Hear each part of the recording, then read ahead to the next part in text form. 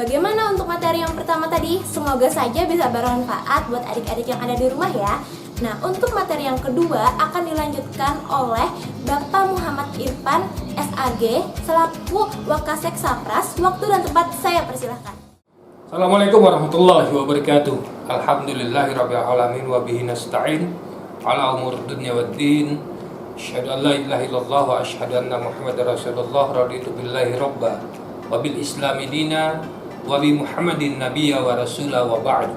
Perkenalkan, saya Muhammad Irfan diberikan amanah sebagai wakil kepala sekolah yang membidani sarana dan prasarana di SMK Bina Banua Banjarmasin.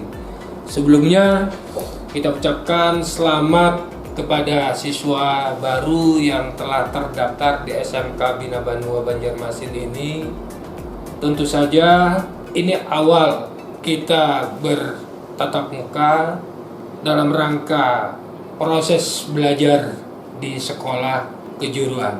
SMK Bina Banua ini memiliki visi menjadikan sumber daya manusia yang beriman dan bertakwa, cerdas, unggul, terampil dan profesional. Itu adalah visi dari sekolah kita. Kita berharap dari visi ini dapat diterapkan dalam proses pembelajaran yang ada di sekolah ini, terutama dalam pergaulan siswa kesehari-harinya setiap kali bertatap muka ataupun dalam pertemanan sesama siswa itu sendiri. Dari visi ini maka misi yang akan diemban dari sekolah ini dirumuskan, pertama, menyiapkan sumber daya manusia dan peserta didik yang beriman dan bertakwa, cerdas, unggul, terampil dan profesional. Itu yang pertama. Yang kedua, meningkatkan mitra kerja SMK Bina Banua sebagai tempat praktek peserta didik dalam peningkatan kemampuan, keahlian, dan keterampilan. Kemampuan, keahlian, dan keterampilan inilah yang menjadi fokus bagi anak-anakku sekalian yang baru bergabung di sekolah ini. Tanpa kefokusan, konsentrasi terhadap peminatan yang kalian pilih, maka itu akan berpengaruh kepada proses yang akan datang. Yang ketiga, mewujudkan kemampuan, pengetahuan, dan keahlian peserta didik sebagai tenaga kerja. Sebagai tenaga kerja dan wirausaha muda atau entrepreneurship.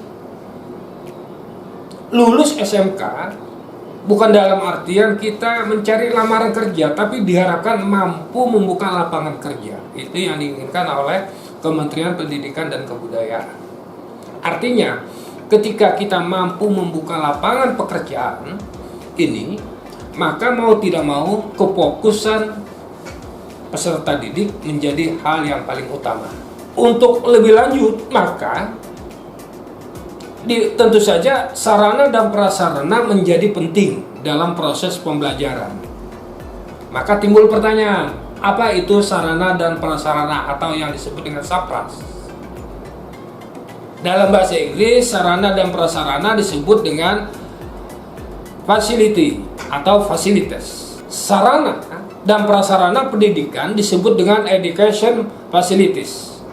Fasilitas pendidikan artinya adalah segala sesuatu, baik alat ataupun barang, yang memfasilitasi atau memberikan sebuah kemudahan dalam menyelenggarakan kegiatan pendidikan itu sendiri. Itu pengertian daripada sarana dan prasarana. Saya ulangi, sarana pendidikan atau fasilitas pendidikan, segala sesuatu baik alat ataupun barang yang memfasilitasi, memberikan kemudahan dalam proses kegiatan-kegiatan pendidikan itu sendiri. Lanjut. SAPRAS, sarana prasarana dibagi dua. Ada namanya sarana pendidikan, ada namanya prasarana pendidikan. Sarana pendidikan berarti segala macam peralatan yang digunakan oleh guru. Dalam rangka apa? Dalam rangka untuk memudahkan penyampaian materi pembelajaran atau materi pelajaran. Jika dilihat dari sudut murid, maka sarana pendidikan adalah segala macam peralatan yang digunakan murid untuk memudahkan mempelajari mata pelajaran. Sementara prasarana pendidikan adalah segala macam peralatan, kelengkapan, benda-benda yang digunakan guru dan murid untuk memudahkan penyelenggaraan pendidikan itu sendiri. Jadi ini ada perbedaan antara sarana dan prasarana. Lanjut, bagaimana fungsi sarana pendidikan? Memudahkan penyampaian. Memudahkan penyampaian atau mempelajari materi pelajaran. Sementara prasarananya memudahkan penyelenggaraan pendidikan itu sendiri. Maka namanya faktor yang menjadi penting adalah prasarana ini untuk memudahkan penyelenggaraan pendidikan. Di sekolah kita, fasilitas sekolah ada beberapa bagian. Yang pertama, ruang tatap muka atau yang disebut dengan ruang belajar. Masing-masing program keahlian memiliki ruang tatap muka atau yang disebut dengan ruang belajar. Baik itu kelas 10, kelas 11, kelas 12, dari semua program keahlian yang ada 6 program di sekolah kita. Apakah itu namanya program keahlian TKJ ataupun akuntansi, pemasaran, OPW, desain grafis, atau yang terakhir broadcast televisi. Itu yang pertama adalah ruang tatap muka atau ruang teori atau ruang belajar. Yang kedua,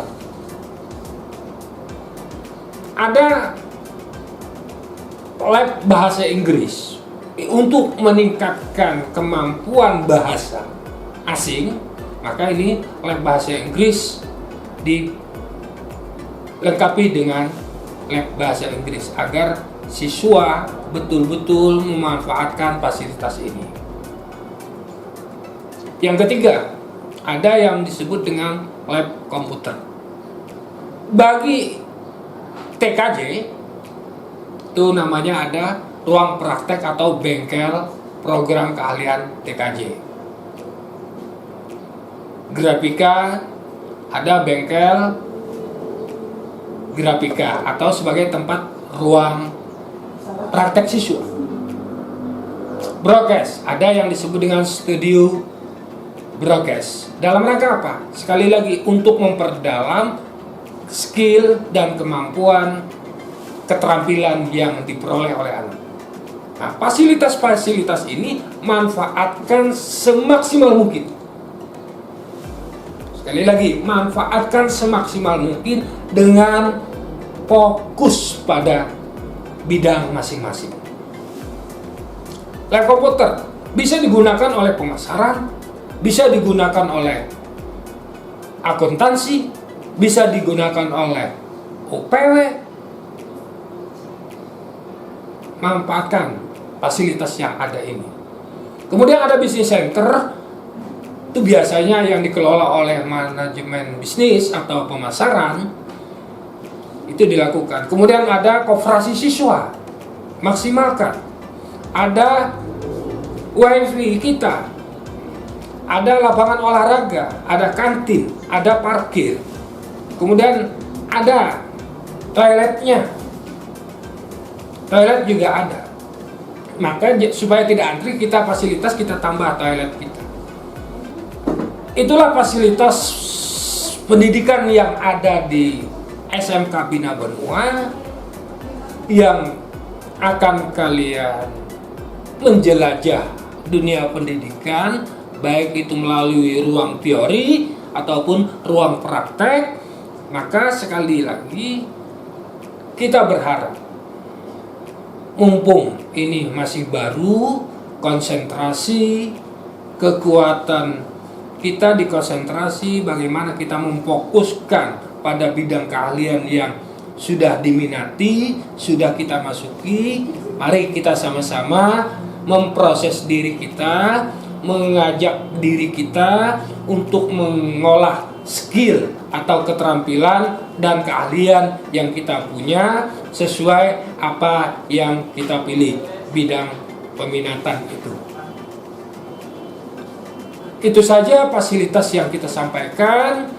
Untuk lebih jauh nanti Anda akan masuk ke dalam lingkungan sekolah yang lebih lagi, karena ini suasana masih pandemi COVID-19, maka tidak maksimal Anda melihat fasilitas yang ada. Semoga pandemi COVID-19 ini cepat berakhir. Selama pandemi ini, maka waspada terhadap COVID-19 ini. Yang pertama, jangan sering keluar rumah. Yang kedua, jaga jarak atau jangan bergerumbungan. Yang ketiga, barasihi tangan setiap saat wan sabun.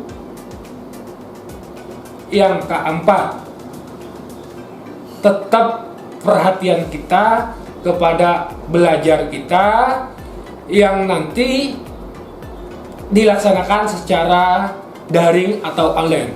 Dan yang terakhir, jika keluar rumah, mari kita gunakan masker. Itu pesan kita.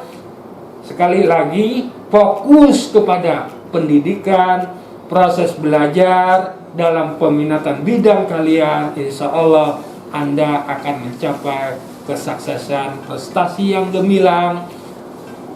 Dan akhirul kalam, assalamualaikum warahmatullahi wabarakatuh. Kita kembali kepada belajar dengan sistem daring online. Assalamualaikum warahmatullahi wabarakatuh.